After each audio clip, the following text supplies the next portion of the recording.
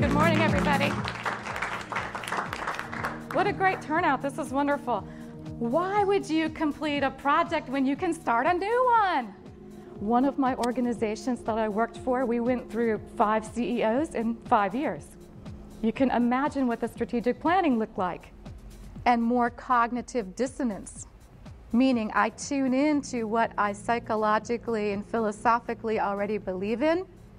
I tune out to those things that I disagree with. And that's kind of the rub of dealing with working on quarter by quarter by quarter, is we never really look at the big strategic picture until we're in a crisis. All right, so this gives you a little bit of a taste of what we're going to be talking about to get started today. So I'm going to talk about 9 ways of relating to the world today. Each style is characterized by a specific outlook on life and a style response to that outlook. These characteristics can be positive or negative. The nice way to say it is we can be resourceful or we can be non-resourceful. I'm sure you all know resourceful people in your life, and I'm sure you all have perhaps some non-resourceful people in your life. So what happens in business? These personality styles come to work with us. They don't just stay home where we grew up with them. So here's the way this game works. If you put down something like driven, you're likely to see the other people in your world as lazy, or at least lazier than you are. She's laughing, she gets it, okay? I don't even know your name and I know you. And Jim, you said experience. 8. There's no way to say it. They are the boss. They're in charge. Their style is very direct and confrontational and can be incredibly intimidating to the rest of us in the world. Here's the deal. So my value lies in the fact that I am I. Your value lies in the fact that you are you. There are those who struggle to make everyone the same.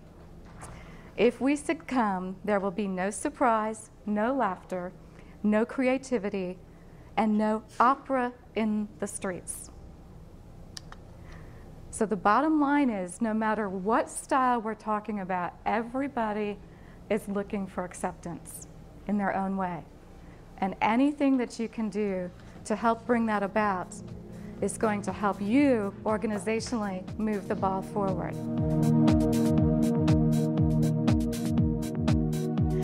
Some of us really want to own our own business. We've got that entrepreneurial spirit. I was in terrible denial for about 35 years. Let's talk about working on your business as well as working in your business.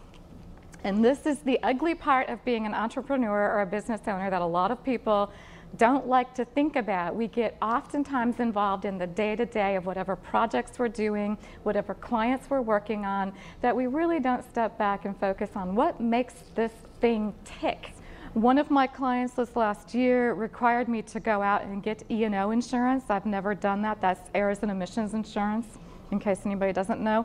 It's pretty pricey. And I called my financial guy and I was complaining to him. And I'm on the phone and I'm like, but Jim, this is going to cost me so much. How can I afford this? And he says, how bad do you want the client? What's the opportunity worth to you? And I'm like, yeah, but it's so expensive. I've never had to write a check this big for anything like that before. He's like, do you want the client? How much are you likely to make over the course of the next year or 2?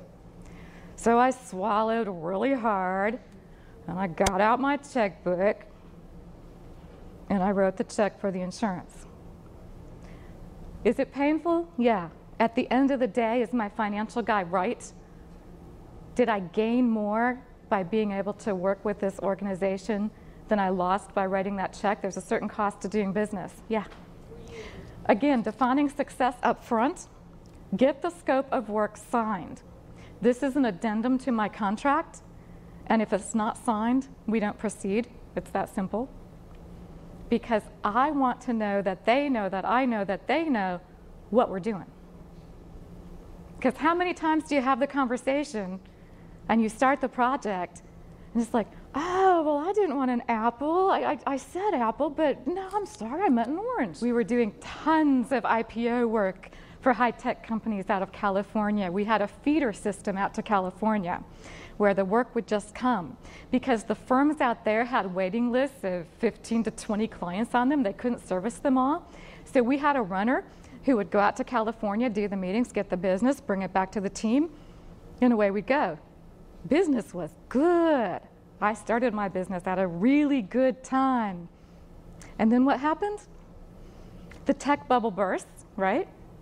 And then we had that little plane crashing into the World Trade Center and the Pentagon and in Pittsburgh, kind of a situation. What is your exit strategy? It's that thing that we don't like to talk about, but that's the what's next. If this business doesn't fit for me anymore, what's next? Maybe I'm selling.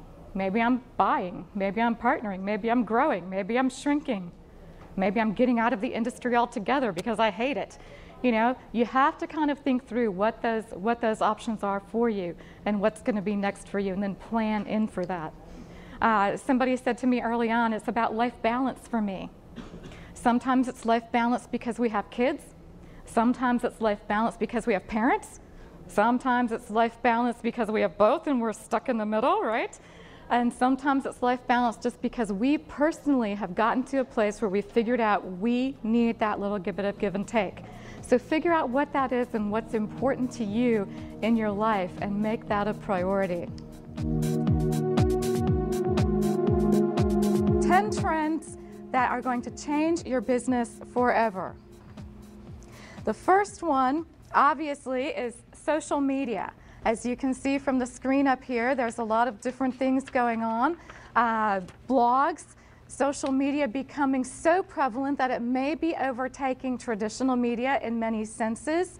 You can see the Gizmodo guy up here, and he is loaded for bear with all kinds of receivers and satellite dishes and antennae, and his eye is wired, his ear is wired. He's got a split keyboard, one for each hand, the paper in the pocket down here, and he's kind of representative of what we all feel like with all of the technology that's coming. He's even reading the newspaper out here in front of him as he walks along. So just imagine yourself 5 years down the road, perhaps hooked up to all of these contraptions. As we have known for many years now, mass marketing is dead. The mass customer is dead. The more that we can niche our products and services to specific target groups, the better off we will be able to thrive in the future. Let's talk about our seniors. I call them the Incredibles because they really are. If you look to the upper left of your screen, you'll see a picture, I think, of how many of us in our minds might think of grandma or grandpa or our seniors, sometimes mom and dad for us. I threw this in just for fun. Over on the right is my family. So my mother just turned 70. The cowboy on the bottom, yes, that is my father, I am proud to say. He goes to these single-action shooting events where he rides his horse and races and shoots at different objects to win trophies. So at 70 years of age, he's traveling across the country doing this sort of rodeo shooting circuit. So with all of this change that's happening, if I haven't scared you yet, hang on. The last three are really fun. With all of this change that's happening, we believe the research is showing us that we'll see an escalation of issues. Communicate what you're doing, because that will make you a thought leader and that will put you out in front of your competitors in your industry, and continue to relate to your customers, to your employees, and to your shareholders if that's where you're at.